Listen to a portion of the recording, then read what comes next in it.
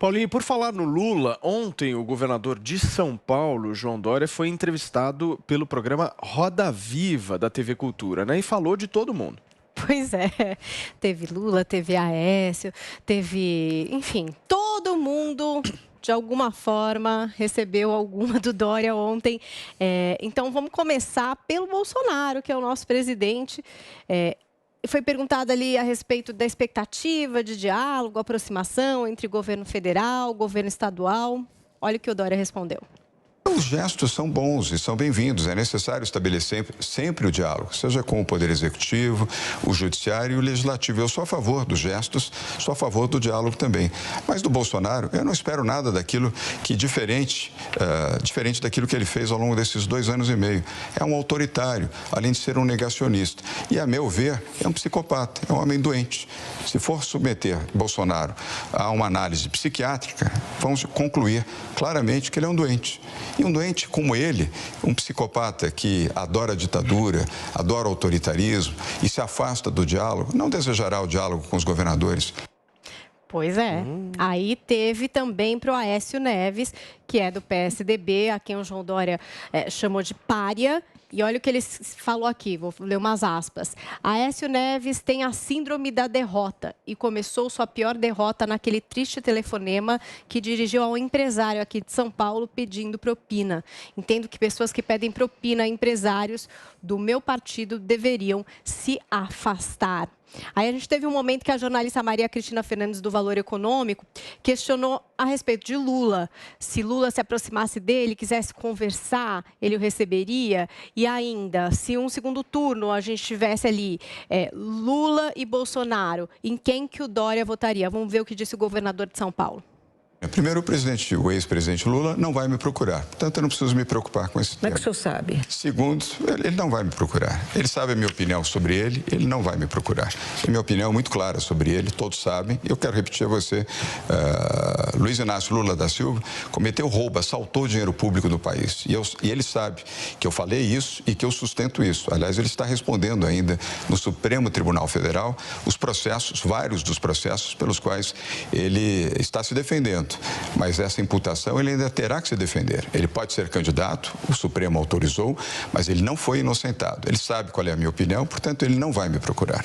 Mas, em segundo lugar, e o segundo turno? Em segundo lugar, eu vou responder a sua segunda pergunta, Cristina. Eu sou otimista. Eu estou disputando as prévias do meu partido, do PSDB, primeiro porque eu confio no meu partido, depois porque eu confio nas prévias. Cristina, eu sou filho das prévias. Eu disputei as 2 únicas prévias que foram feitas no Brasil e foram feitas pelo meu partido, o PSDB.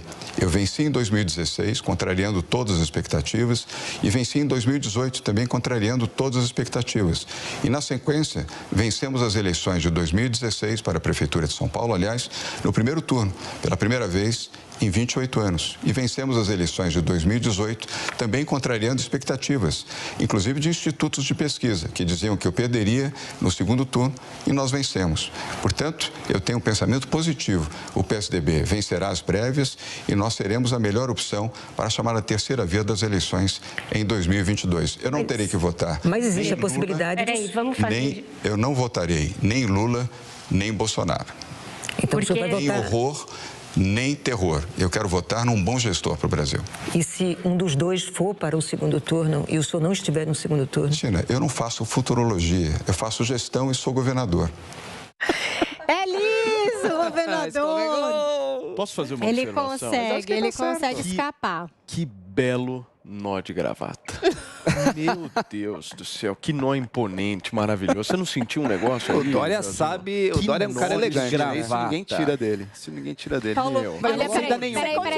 Ô, Paulo, só pra envelopar a parte política, tem uma última... Uma vez a cada 2 anos, quando eu vou num casamento, eu tenho que ir no YouTube pra saber como é que dá nó na gravata. Rapidamente, antes da gente jogar aqui pra discussão, a gente ainda teve uma fala do Dória em relação a como ele avalia o governo Bolsonaro, né? E ele que era muito crítico ao governo da Dilma. Sim. Essa foi a pergunta da Vera Magalhães e ele respondeu o seguinte, ó, o governo Bolsonaro é muito pior. Dilma fez um péssimo governo. O próprio PT avalia o governo Dilma como um péssimo governo. E o Bolsonaro conseguiu ser pior. Ou seja, escolhemos o remédio errado para resolver um problema histórico. Muito bem. Você esteve lá? Você começa Tava então, lá. Joel. Qual foi a sua impressão? O que você sentiu aí dessa entrevista do Dória? Olha, o Dória mostrou mais uma vez que é alguém que sabe responder, é alguém que em posições que ele já está bem consolidado, tem as respostas que ele repete, ele é eficaz, ele trouxe o bordão dele, né? Ele não quer nem o horror, nem o terror, e sim o bom gestor. Essa era... Nossa, já tem até slogan. Já vem com slogan. Já veio com bordão já vem com até. slogan. Mas eu senti também um pouco de evasividade muitas vezes. Eu trouxe algumas questões que acho que ele deveria ter sido, pelo menos eu esperava maior clareza ali. Por exemplo, a primeira delas foi sobre a comunicação dos resultados da Coronavac aqui em São Paulo. A gente sabe, vendeu que tinha 100% de eficácia com mortes. Lá atrás. E lá atrás já criticavam, porque todo cientista aqui falou, não tem 100% de eficácia com morte, não fale isso.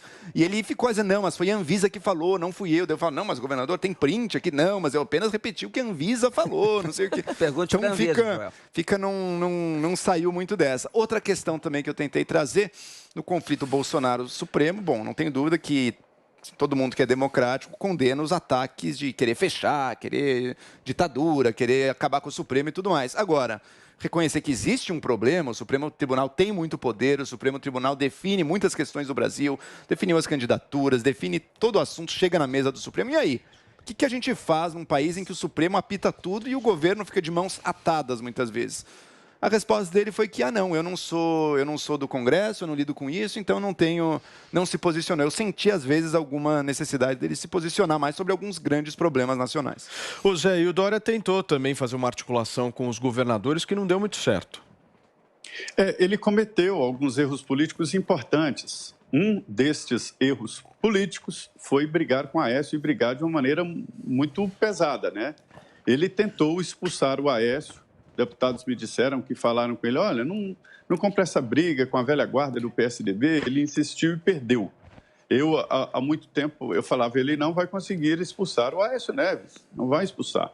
E não conseguiu. Então, ele ficou com um contencioso muito forte dentro do próprio partido.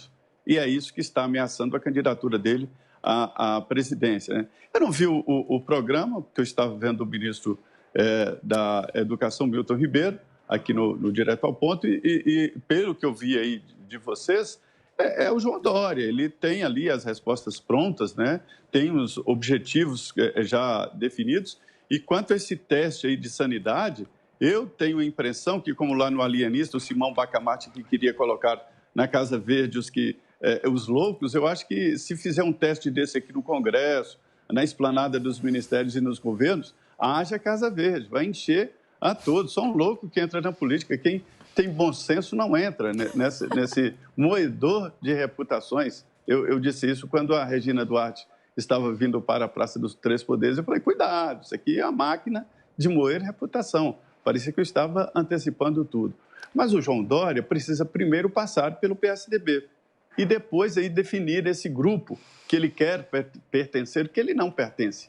Ele não pertence a essa média da política, e nem é uma crítica a ele, mas fazendo uma análise da situação política do país. Então, me disseram aqui, eu falo, já passou da hora da apresentação dessa tal terceira via. Me disseram, não, é estratégico, porque é o seguinte, todos que colocam a cabeça de fora, o grupo bolsonarista vem, ataca e destrói.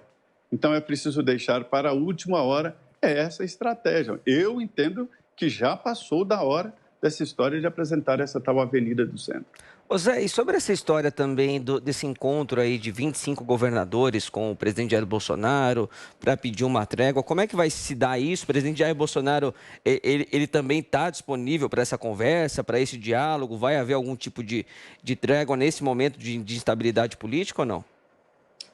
O presidente está avaliando. A reunião, ela já estava marcada, né, dos governadores. Foi semipresencial, alguns poucos vieram e outros, como o governador João Dória, né, participaram de forma remota. O objetivo era fazer uma avaliação da pandemia e tal entre os governadores. Mas a coisa evoluiu e os governadores discutiram principalmente, o ponto mais discutido foi sobre as polícias estaduais, demonstrando ali, denunciando que os governadores estão preocupados com as suas polícias. Veja bem, com as suas, o governador é o comandante da Polícia Militar.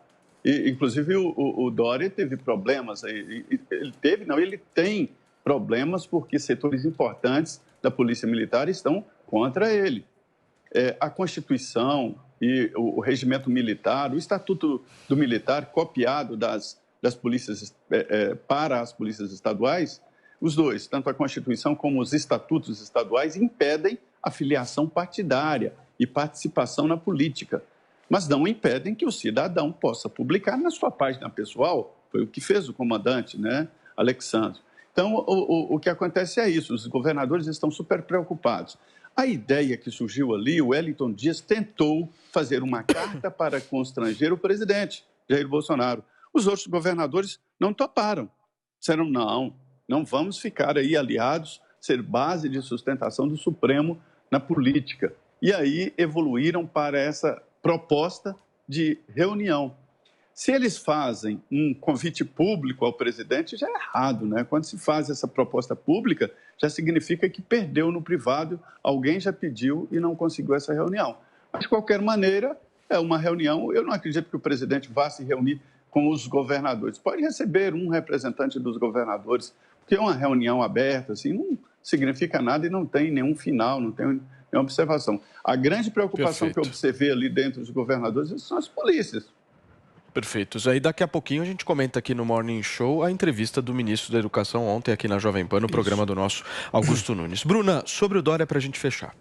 Na verdade, o Dória é uma figura que eu vejo que ele pode encontrar muita resistência, né? Me parece que ele não tenho dúvida que ele seja o nome da terceira via. Como eu falei ontem, eu não subestimo o poder do Dória numa campanha, porque eu acho que ele é um trator. A gente vê nessa entrevista que ele é um trator, vai passando por cima de tudo que está no caminho dele, né? Com as pessoas que realmente são focadas.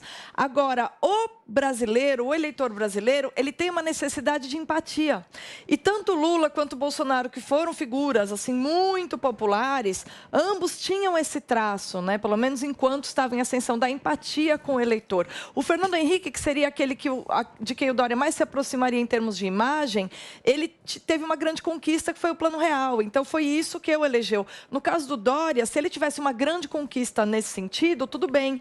Agora, ainda me parece que ele é um cara muito com a cara de São Paulo e que pode gerar uma antipatia enorme em várias camadas do eleitorado brasileiro, que procura sempre e acaba se encantando com figuras de quem ele se sente próximo. E é difícil se sentir próximo do Dória, porque o Dória é um cara frio, né? Não vou aqui entrar no mérito sobre competência ou não, porque a gestão da pandemia em São Paulo, obviamente que ela seria mais difícil que no resto do Brasil, porque é o maior estado, né? A questão da vacina, pelo amor de Deus, não deveria ter falado que tinha 100% de eficácia, mas, enfim, erros na pandemia todo mundo cometeu. Tanto Dória, o Bolsonaro, todo mundo cometeu erros aí na gestão. Consórcio Nordeste, então, nem se fala, só o Lula achou bom.